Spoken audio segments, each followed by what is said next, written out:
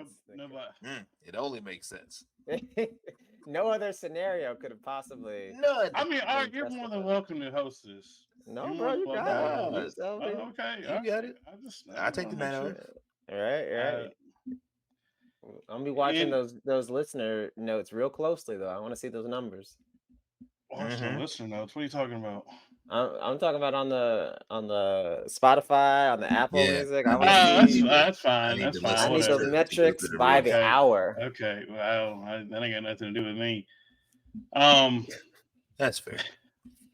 Uh. in in any case, welcome back to Victory Lane Vibes. This is our first postseason episode. Taking a little bit of a break. We've all enjoyed our time off. We figured we'd have a little fun tonight. And so this episode, we're gonna bring in our season end report cards. Ooh, Some of these drivers are going to summer school, and some of these drivers are uh, getting that PlayStation they wanted if they got good grades.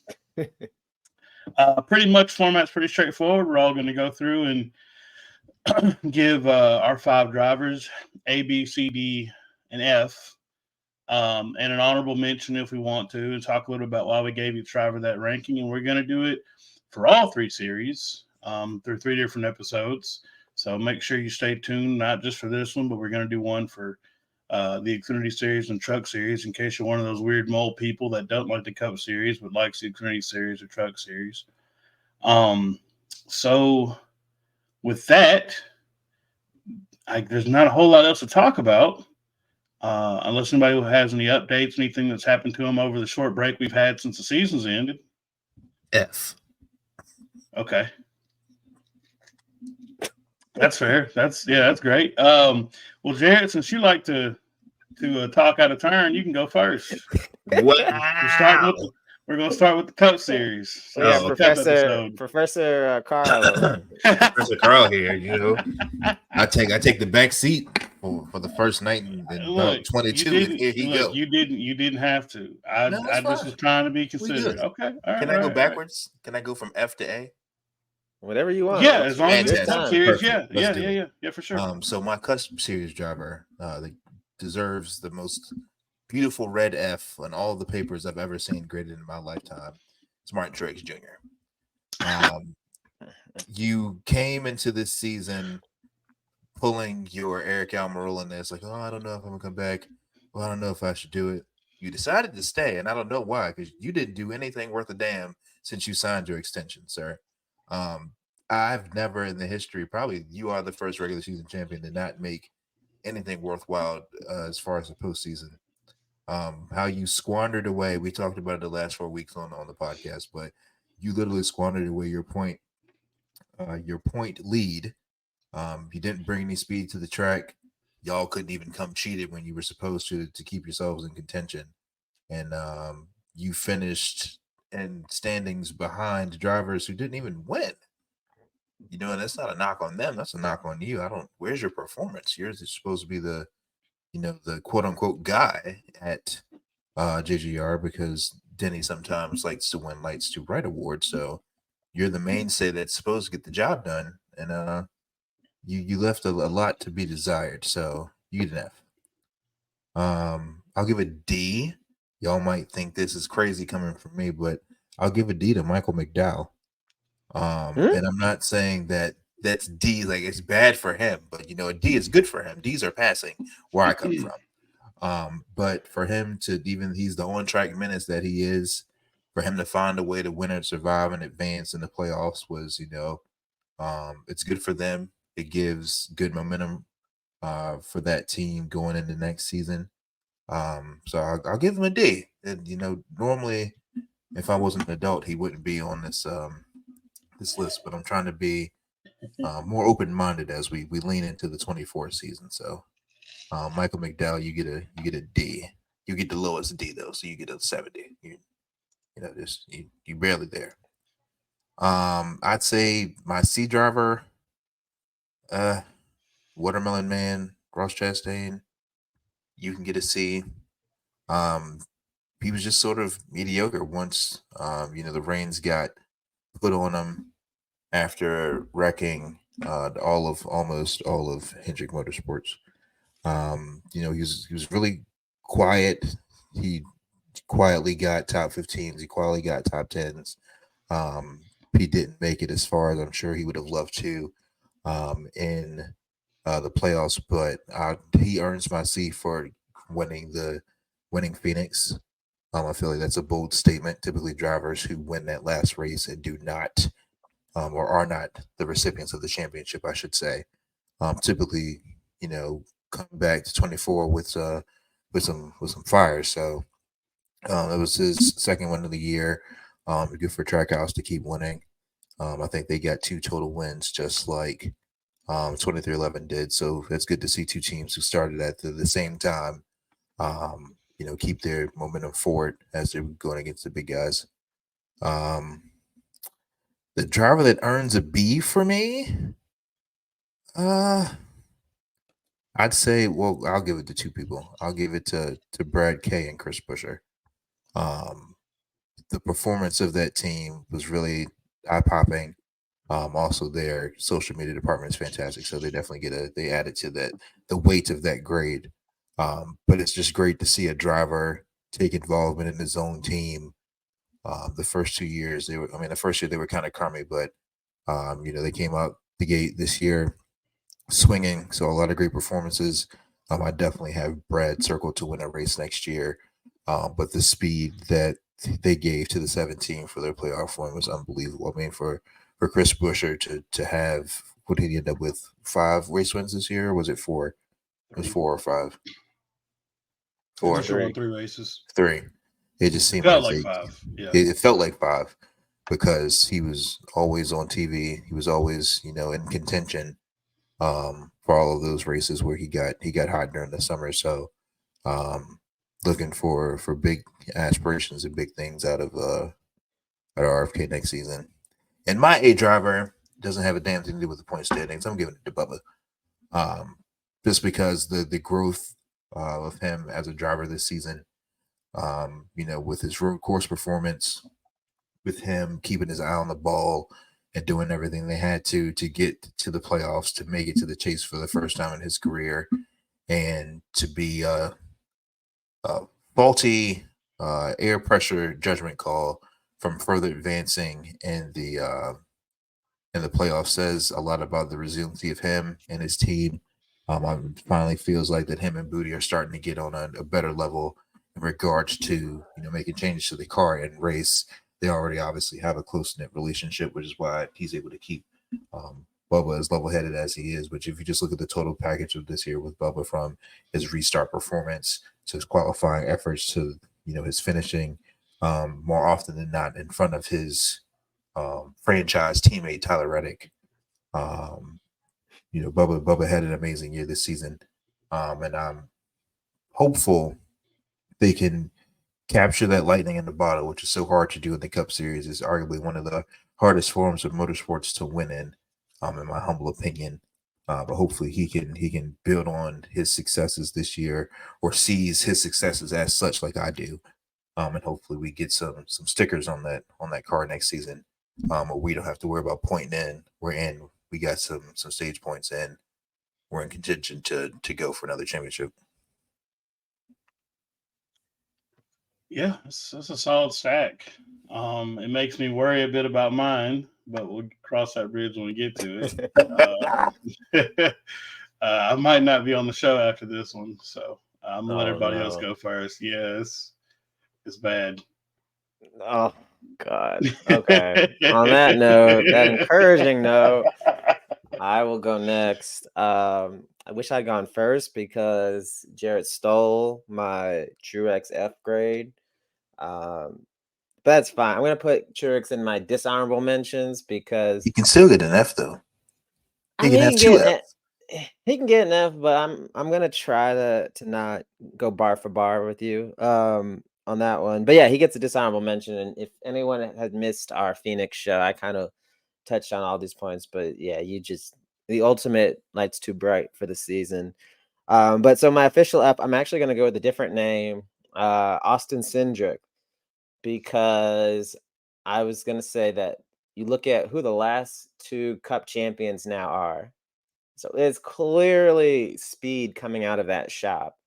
And he was running around 30th to 31st in the points for most of the year.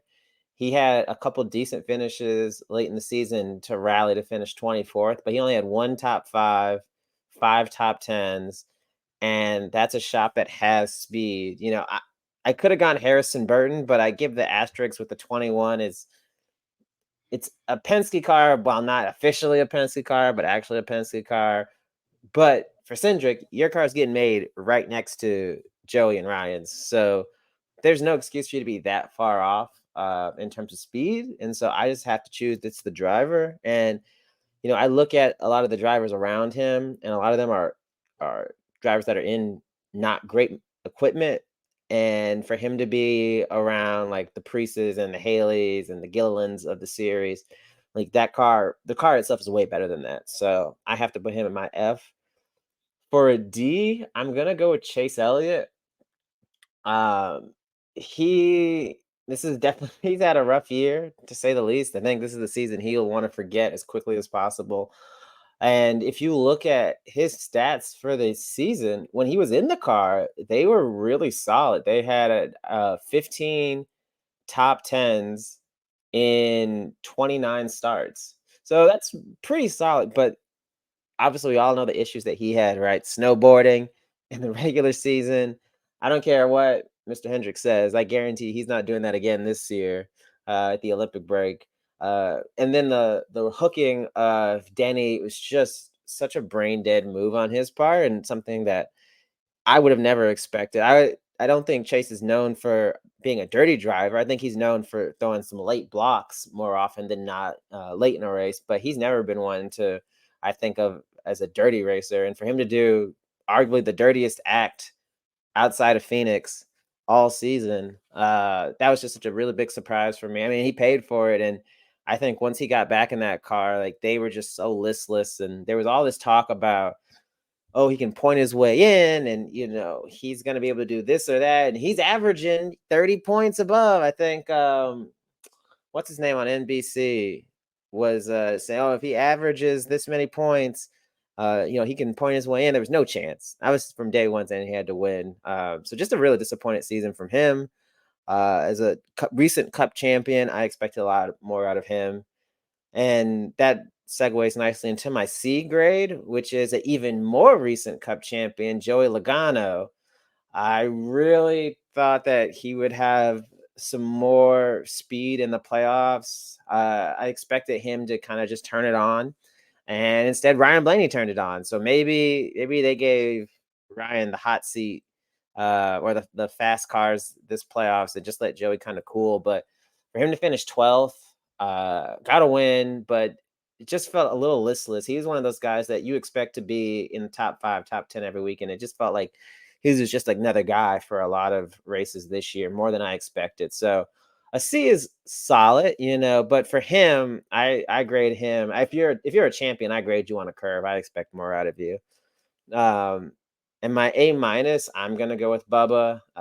We've talked about it at length on here, but 10th in points, beat a lot of really good drivers. Someone made the point on Twitter recently. The 4 drivers ahead of or behind him on points rather were all Cup champions, and we're in the Final 4 together. And so there's a lot of talent out there, and those guys are in good equipment. You can argue some of them are in great equipment like Truex, and so for him to beat them, get a top 10, I was super happy for that. And then my A plus driver, I have to give it to him by default. It's Ryan Blaney. I mean, you win a championship, you win it in walk-off fashion at Martinsville, and then come back and have the drive to win it, or not win the title at Phoenix the way he did. Really showed some aggression that you really want to see out of a guy who's fighting for his life in the playoff run. I mean, if you're a Blaney fan, this was about as great as you could hope for a season. And for him to cap it off with a title, I have to give him an A plus. He didn't back his way into this title. He went up there and took it when all the chips were on the table. So he gets my A plus. Alrighty. So for mine, we're gonna stretch the interpretation of this grading scale just a little bit. So first first of all, as for my F grade, it's barring William Byron. Frankly, it's the entirety of HMS this year. Alex was leading the points for a hot minute, got hurt, and then was just useless. Granted, that's probably still due to residual injuries, but still. Kyle Larson was checkers or wreckers, basically. And actually, to wit, actually just earlier today, Auto Racing Analytics tweeted that Kyle was top 3, I think, in sort of crash rate this season, which is just yikes. And then Chase Elliott, same thing, basically got himself hurt beginning of the year, then killed Denny, and then just otherwise didn't really do all that much. William seemed to be the only one at HMS who did anything, but the rest of you remedial courses immediately.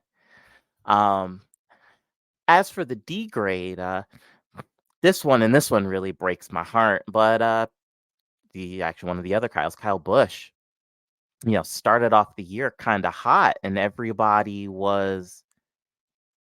was looking like this was going to be a real career resurgence for him, and it went to hell in a handbasket so fast, so much so that talk about, he was desperate tweeting over the summer, and it's just like, Jesus Christ, dude.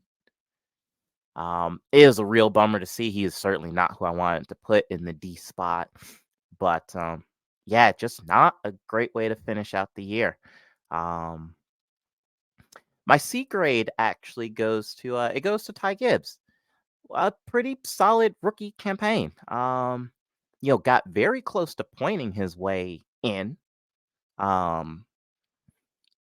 Just like I said, was a pretty middle of the road year, and certainly for a rookie campaign, it's promising. I know, well, I guess it's, his granddaddy's name is on the business, so you would expect, that certainly he, out of all of those cars, he would, certainly be in a good one, but this could have just as easily. I mean, we've seen so often Cup rookies be absolutely listless in their first season, and he was not. So, promising start. B grade, I am giving it to Chris Buescher. It's funny. I had in one of those quote tweet chains that go around, asking what an underrated driver was or who you thought was underrated. I had picked Chris, and and then not too much long later after that, he goes and clicks off a bunch of wins. This is really looking up for the RFK team as a whole. Chris kind of got the glory this year because he got the wins, but let's not forget Brad's pace as well. Both cars were genuinely quick. It seems like Chris maybe got a little bit more out of the car, but also, truth be told, I mean, how much longer is Brad going to be driving before he transitions to team owner? We could well just be watching a changing of the guard moment within RFK. So we'll have to kind of see what happens there. And as for my my A grade, it's Ryan. Much like Joey early in the season, didn't really have the car didn't really seem to be super quick. Showed flashes of brilliance, but round of 8, Ryan caught fire, and we talked about this after the Phoenix recap, so I'll try to keep it brief. But he caught fire and he grabbed it. This championship was his, and he did so in very, very convincing fashion. So yeah, seemed like a pretty easy grade to give. Now I'm gonna do certainly an honorable mention. Honorable mention again, another kind of good season, but maybe wasn't worth making the cut here. Was definitely we talked a lot about this. Certainly behavior in trucks. But Carson taking over in the 42, after Gregson got the boot, just solid. Certainly not perfect. Had some kind of iffy races, but he showed pace. I'm excited to see what he does next year.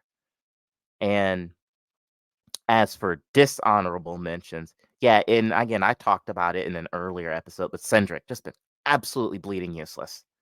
Won the 500 last year and basically has done bugger all since then. And I don't know. I have a feeling Homeboy could be looking for a seat if this persists. Yeah, man, give me a lot to think about. And I'm a little bit hurt with the D ranking for Kyle Busch, but I get it. It's legit. I'm not mad about it. I wouldn't go that far, but I get it.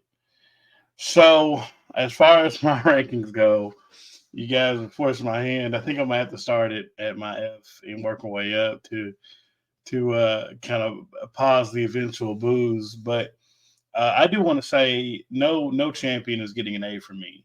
Like you won the championship. You're valedictorian.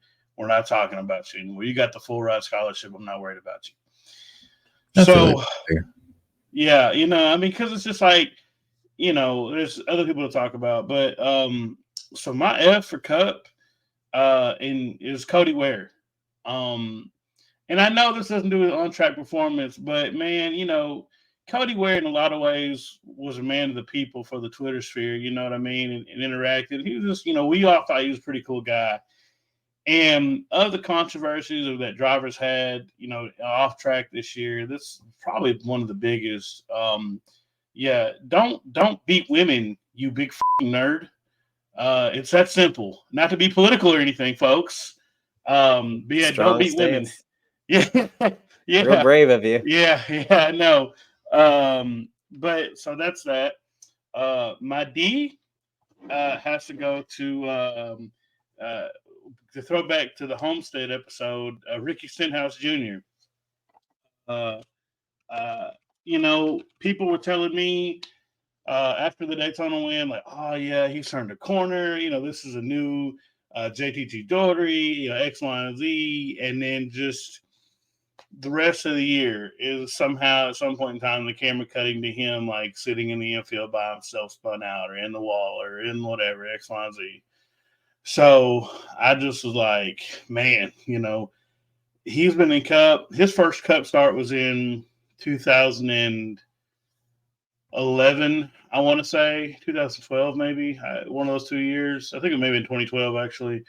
And I mean, you've been in Cup for 10 years now, and man, it ain't looking great for you, And everybody was like, well, if he gets away from Roush, he'll be good. And he left Roush, and he's still just out there doing, mess all. So I don't know, man.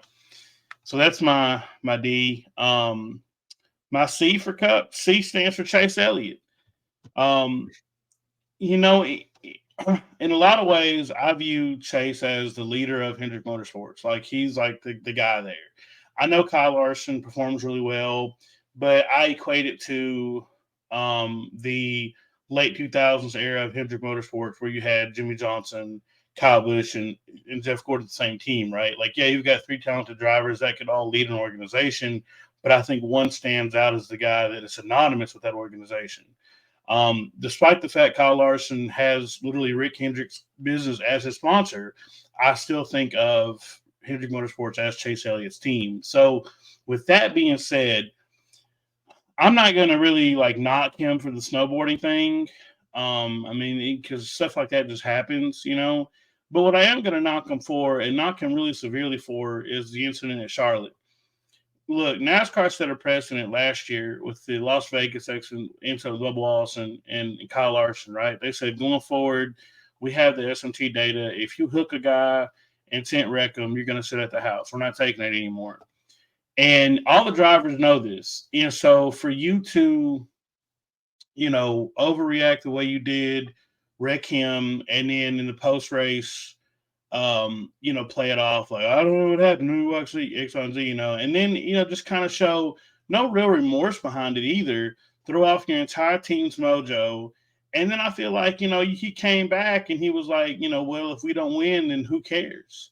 I just really felt like there was a lot of times where he was just like, we're just running out the clock, man, And, it's crazy. People are starting to question, like, well, is Chase really even that good? Which a year ago we were having the argument of like, who's the best driver in NASCAR between Chase and Kyle Larson. So definitely disappointed. And I don't dislike Chase. I like Chase. His fan base is a little much sometimes, but I like Chase as a driver.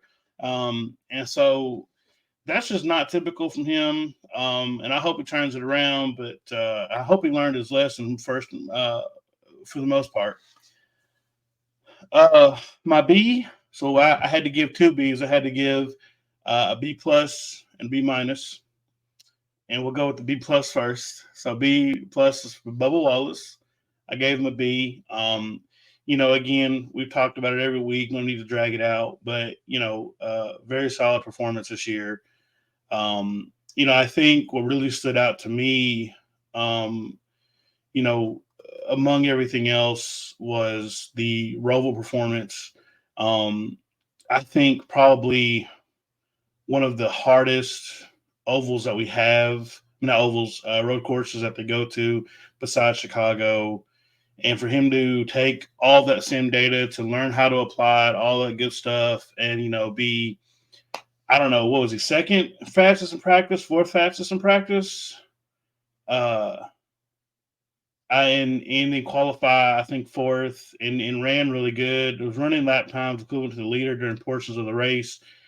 Really showed me that he knows how to step up, and so, like I said, I think once they learn how to execute, I think they'll put the package together and they'll be able to quote Jared, capture that lightning in a bottle. My B minus,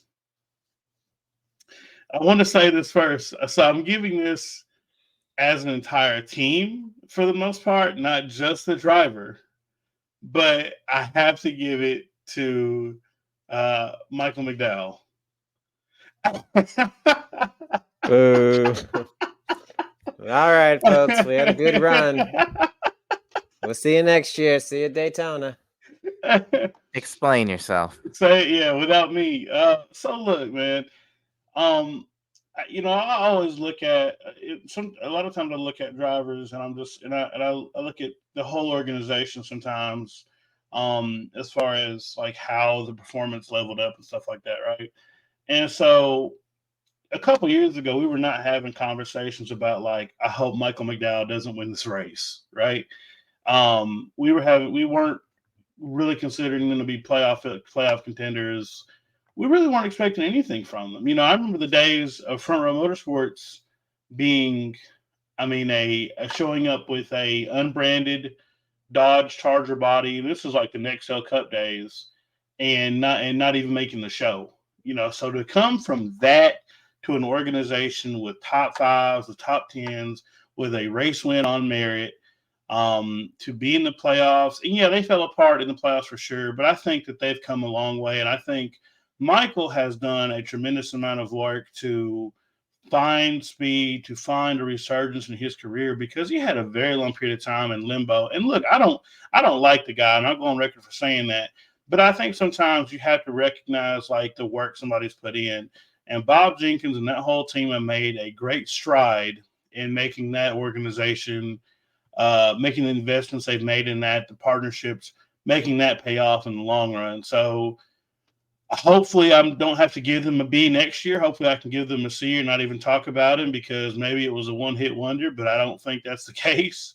But I think that it kind of went with that discussion this year of like how much that team stepped up to be a part of the weekly conversation most weeks. Like most weeks you'd look up and be like, oh man, the 34 is in the top 10. They may not stay there, but they were there. And I think that's really cool, especially as long as I've watched, to see that team grow organically has been really cool, because they didn't pair with a super team like Furniture Row did or anything like that. It was just straight up like they just built it over time. So that's cool. My A has to go to Chris Buescher.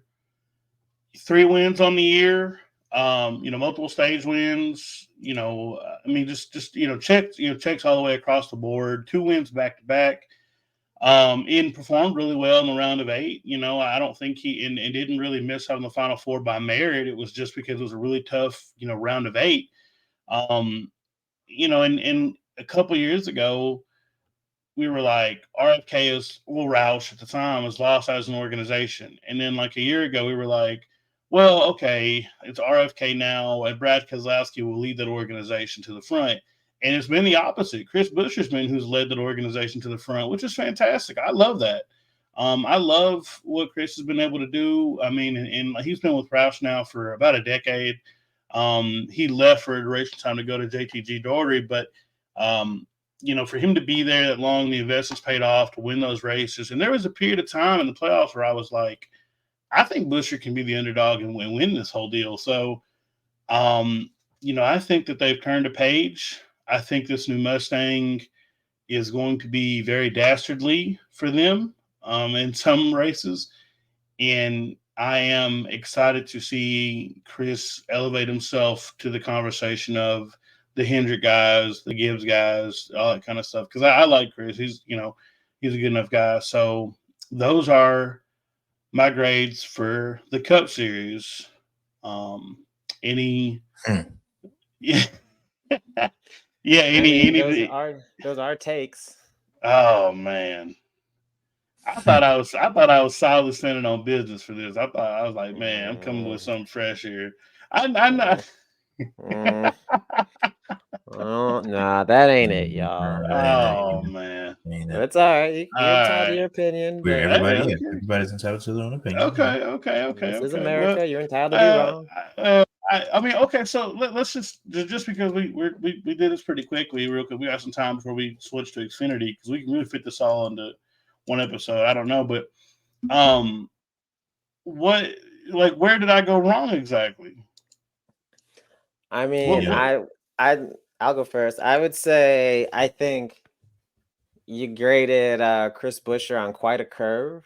I give him credit. I think he had a really solid season, but I just feel like you're gonna say he has an A when I don't know. You didn't give Denny an A. I feel like he had a better season than. Yeah, I mean, yeah, but I'm also looking at like what did they do with the resources available, right? And like, I think it's easy to give Denny Hamlin an A. It's easy to give Kyle Larson and William Byron an A.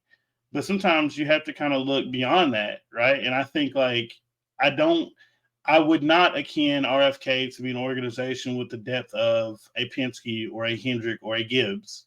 So to put up numbers similar to or better than Christopher Bell or Denny Hamlin, or 2 other Hendrick cars that didn't even make the playoffs, I think is worth noting. I think it's worth touting, and to put that organization on your back and bring them to the forefront, I think it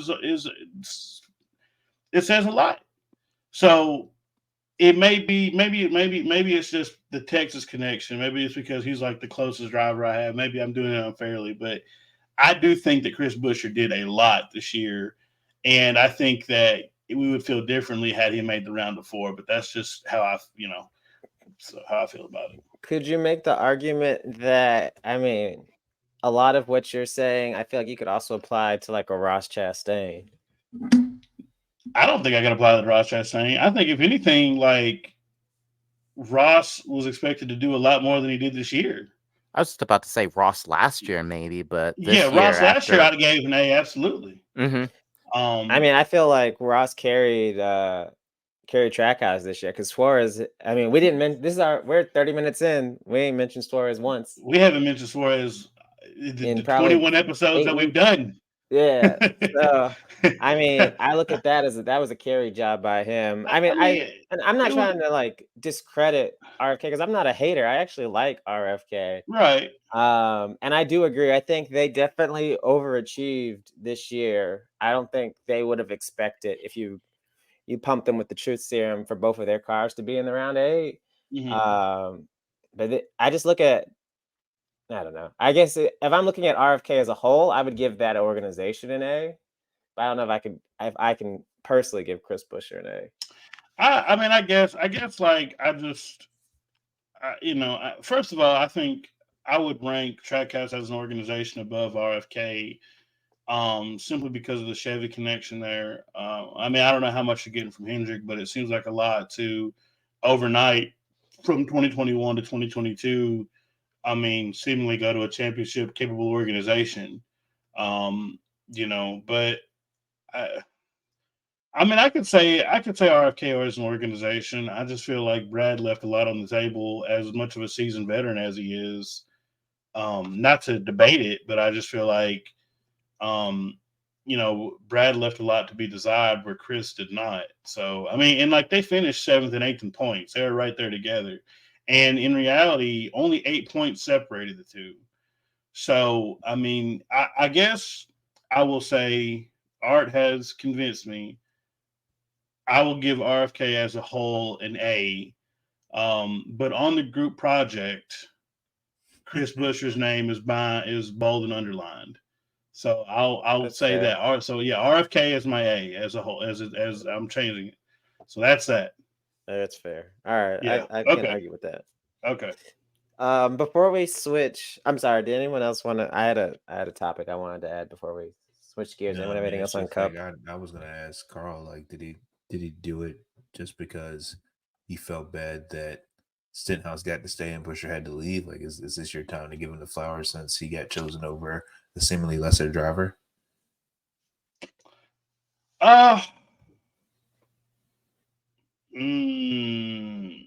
No, I don't think so. I mean, I would have. Are you asking me, like, am I giving it to Busher because he should have probably gone directly to Roush's Cup team over Stenhouse? Right. Yes. I mean, yeah, I've always thought that though. Like, I've always thought that him being out on loan to Front Row and JTG wasn't the move. I feel like, honestly, had he been in house a lot longer, we probably would have been having this conversation sooner. I think he has a lot of talent, but no, that doesn't play into it though. I mean, you know, I just feel like it just makes a really good case as to why Ricky Stenhouse needs to be in the Truck Series, because you've been, the franchise driver for two organizations now, and you've done nothing with that opportunity, to be honest with you. And to be quite honest with you, like, I want to see JTG grab somebody that they can actually like build with, because I feel like they're not going in the right direction, and I don't want to see a situation to where they decide it's no longer worth racing anymore because they aren't performing with the level of support that they're getting. And I feel like, not to like dunk on Ricky too much, but I really feel like it could potentially go in that direction. I don't feel like he's good to sustain for a single car team. If he was somewhere like SHR or something with multiple teammates, maybe I could see him perform better. But that man cannot put an organization on his back. I mean, he's been expected to now twice and has not done that. So I mean, that's, it is what it is.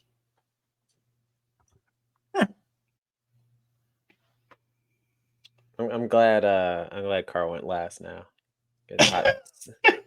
That's all I don't feel like my takes are that hot, but to be fair, they're not really. I actually almost picked Ricky for one of my low grades, but I saw an opportunity to go in on HMS, and I chose that instead. That's fair. That's totally fair. They don't give you a ton of chances, so I don't blame you. You gotta get it when you can. My thing was, I was gonna say, and I did not bring this up ahead of time before recording, but before we get to Xfinity, do we want to give grades for Fox and NBC as a production? Because I feel like you could make some arguments that those are two very different experiences, and I know we've had a lot of chatter internally about them, and we've talked on our Twitter Spaces. Shout out to the podcast. Listen to us on Twitter Spaces. We had some talk about the production earlier this week, and so I was just curious if anyone had any quick thoughts or letters they wanted to give them, because I know I do, but I wanted to throw that idea out there. Yeah. Oh, go ahead. Oh yeah, I was just gonna say, yeah, absolutely. I guess if the quick and dirty version of that is Fox vacillates anywhere between like straight up flunking, and I mean like they have been kicked out of school because their grades are so bad, and a D plus, C- at absolute best, and NBC probably vacillates somewhere between maybe C plus and like a B. They seem to be a bit more consistent there. If that's me, but discuss. Yeah, I'll say, Fox for me definitely floats pretty solidly at a D for me. Um, I think about like the Daytona 500, biggest race of the year, ended in a super dramatic fashion. Horrendous call to the finish. I mean, between that, the production value was bad. Mike Joy wanted to argue with people all week long for 3-4 weeks about like Twitter warriors or keyboard warriors about, the amount of commercials. Like, look, man, you know, don't piss on my head and tell me it's raining, man. Like, there were a lot of commercials. It was hard to watch that coverage. I think the highlight of Fox's coverage this year for me, from a commentary standpoint, was Kurt Busch getting to watch Tyler Reddick win at Coda, and that's not really even a Fox like attributed win. Yeah, the production value just isn't great. They're trying. Fox is really trying so hard to come up with like this kooky bunch of guys that seem like your best friends are all kind of commentating a race. Like how, like, if everybody that was in our group chat was watching a race together, how we would rib each other and stuff like that. And it's like, man, I don't want that. I want like quality analysis. I don't need like Jeff Boyer or Tony Stewart and Clint Boyer, Jeff Gordon and Tony Stewart and Clint Boyer, like being like, oh, this is like that Kansas race in 2011 where I walled you for a minute or something like that. Like, I don't know, man, I lost it. And NBC is like, a solid C plus, B minus for me.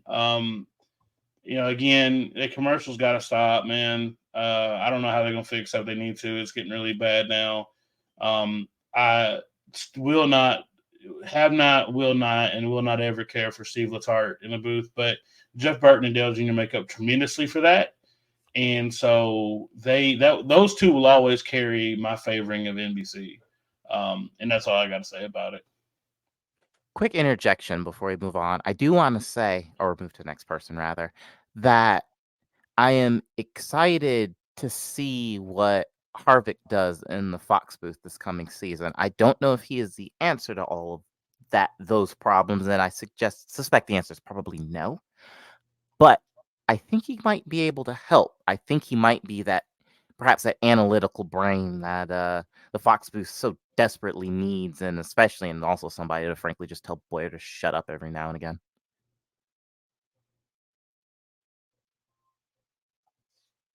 Jerry, you want to go? Or? Yeah, I'll jump in. So for me, I kind of don't like either of them. We brought up about the commercials. It's your biggest race of the year. You should not have so many commercials, full screen commercials at that. I think that was probably more infuriating than anything. I understand that we have partners and you want to give them screen time for their advertisements, but I'm like, it's NASCAR. Just pay the money to be on the car. You can be on TV the whole race if you want to. But it's disappointing. Like, we don't have a premium option to watch anything commercial-less. I know NASCAR has the budget. They make plenty of money. If I can pay whatever I paid for F1 TV and I get it flag to flag, post-race, pre-race, anything I desire on demand right from my phone, NASCAR and its digital age wannabe self should be able to do something better for its broadcast partners. As far as the color commentary, I mean, I don't mind Mike Joy. I don't think yes, it's Clint Boyer aggravating, sure, but he's the silly guy to keep you entertained. The hardcore racers that need the analytics, that need everything, they have Larry Mack and Mike Joy for that. But if you just want to goof off the whole race and just listen to somebody stumble and bubble over themselves, that you give Clint Boyer that aspect. So Harvick jumping in the booth, I think will be good. To Danny's point, maybe that'll give Clint the balance that he needs. Or maybe they just want to bring Harvick in because he's somebody that's got 2 years of experience in the next gen car. So he'll be able to explain, a lot of things better than the cutaway car. Yeah, I do want to, and we'll move right on. I do want to say this though, and I've said this to some other people before. I feel like from a production side, Fox is doing with Clint Boyer what they were trying to do with DW, right? To take this driver that wants to give insight and all this, and they're trying to like be in his ear, like be kooky, be funny, be a man of the people. And it was like, because you'll never ever convince me that like on some like they clone Tyrone type deal where like DW just overnight like was just like this zany like whacked out dude that was just talking nonsense, right? And the same thing, like Clint Boyer has had legit moments of commentary where it's like, dang, thanks, Clint. I really appreciate like you breaking this down for us, like even, or whatever the case may be, despite you not being a Tony Stewart, right, Jeff Gordon in terms of career achievements. So Fox has this really weird production target of trying to like put people in the booth and create this ebb and flow of like you have the professional and professional driver and the professional commentator, and you have the fool. Like they tried to do it with Jeff Hammond, they tried to do it with Darrell Waltrip, they're trying to do it with Clint Boyer, and it's like, look, man, people do not care about that. The Clint's cash bit is so whack, man. Like, what are you doing? So, like, I don't attribute that to Clint Boyer at all. I mean, it's just one of those deals. Like I said, I attribute it to Fox just trying to really appeal to the guys that sit around with like Fox News on 24/7 that like, are eating, heated up TV dinners for lunch and dinner, stuff like that. I don't know, man. Like I said, but it's weird. Anyway, I know Art, you wanted to finish us out on that.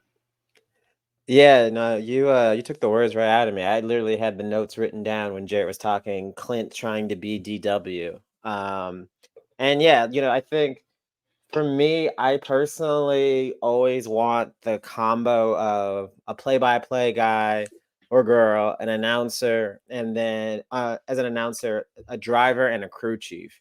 That's the Fox combo that I grew up on with Mike Joy, Larry Mack, DW, and I just feel like that has been undefeated for me. I think that's always the perfect balance in terms of different perspectives and insights. Like because a driver doesn't know what it's like to be on a box, and a crew chief doesn't know how to make the moves, and neither of them may not know how to paint a picture for the audience in the best way possible. And the reason I brought this up was because obviously as we're recording it, this is the morning after Ken Squire passed away, and our thoughts go out to his family. But I just think back to some of his calls that I had seen on Twitter and on YouTube the last 24 hours, and just how memorable some of them are. These are races that I'd never watched live. I wasn't alive. My parents were barely alive during some of these calls, but I know them because of how memorable they are and how good they are. And I just think the production side of the product, it elevates us so much higher. And as us as regular fans, that come week to week, and then as new fans come in, and we always talk about on Chicanery and on F1, like the presentation they have is so buttoned up. And I'm not saying that as like it has to be a suit and tie thing, but they just always are so on top of things. They make things seem so exciting. That Daytona 500 call was just awful. And so I guess to answer the first question, the whole point of the thing that I brought up, I would say I give Fox like a D minus. I agree with all the points that we've made here so far. I love Mike Joy. Like in my house, my fiance is sad when we switch to NBC the first week, and she looks at me every year and goes, "No Mike Joy," and I say, "Yeah, no more Mike Joy." Like every year, like he's one of our favorites, and he just really wasn't on his top form. And I think I'm not sure. Like I'm sure there's a bunch of factors that go into that, but for him to come on Twitter and not trash me personally, but trash a bunch of fans that are complaining about the product, like. And I'd like to hear what the keyboard warriors think. Buddy, we're the people paying for it. Like, I just didn't like how that was handled. And then I just feel like for Clint, he seems like he would be so great in terms of like a trackside feature where he's walking up and down pit road like a Michael Waltrip, or have him in the stands and during the stage breaks, like interview people. Like he is so personable, and I really like him. I think he brings a lot of value. But the kooky DW clone character they're trying to make him be just doesn't work. And I wonder how it's going to work when you now have a guy who does have more experience in a race car, has raced more recently than you, and has more success than you in Kevin Harvick. Like, how are those two going to bounce off? And that goes back to my earlier point about having a driver and a crew chief. Like, I don't want to have two drivers. I like Jeff Burton, Dale Jr., but I feel like a lot of times they're treading over the same water. And do we really need to have four voices in the booth? I don't know if you do. For NBC, I give them probably a B. I think they're better, but one of the things we talked about in the Twitter Spaces was that things can't exist just to happen. They always, for NBC, and because they have the second half of the season and the playoffs, everything is always in reference and based around the context of the playoffs. So, somebody bumped somebody and spun them out. Oh, is he going to get them back in the playoffs? Or, oh, he chopped his nose. He'll remember that in a couple of weeks when Darlington comes. And it's just like, guys, let me just enjoy what I'm watching without having to think. Like, Darlington's going to come and I'm still going to come and watch it. But let's just enjoy. Everything doesn't have to be implications of playoffs. Everything doesn't have to instantly be a storyline.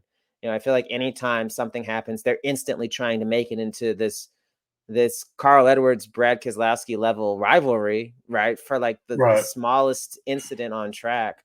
And I get that rivalries sell tickets, they sell ratings and all, but they have to be authentic. I think you don't want to insult your audience's intelligence and make them and assume that you can just treat them with anything. And they think that, oh yeah, that makes sense. I'm going to follow whatever you say.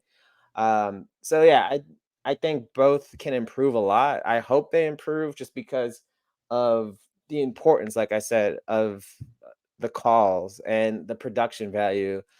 Someone on Twitter posted a shot, I think it was from 2004, of that overhead angle where they follow the cars around for a couple of laps and they just stick on two cars and follow them lap after lap. And they were like, this was 2004. Why haven't we seen this in a long time? And I was like, that's a good point. Like, we got all these drones that are spin around the cars during a burnout. Why don't we just have any nice overhead shots during a race? Like, I really kind of long for the days where the production just really put the racing first and like you let the characters build themselves out around it versus here are a bunch of crazy guys. Like, this doesn't have to be WWE where like the characters are established when you come into the race, like, or come into the season. Just let them play out.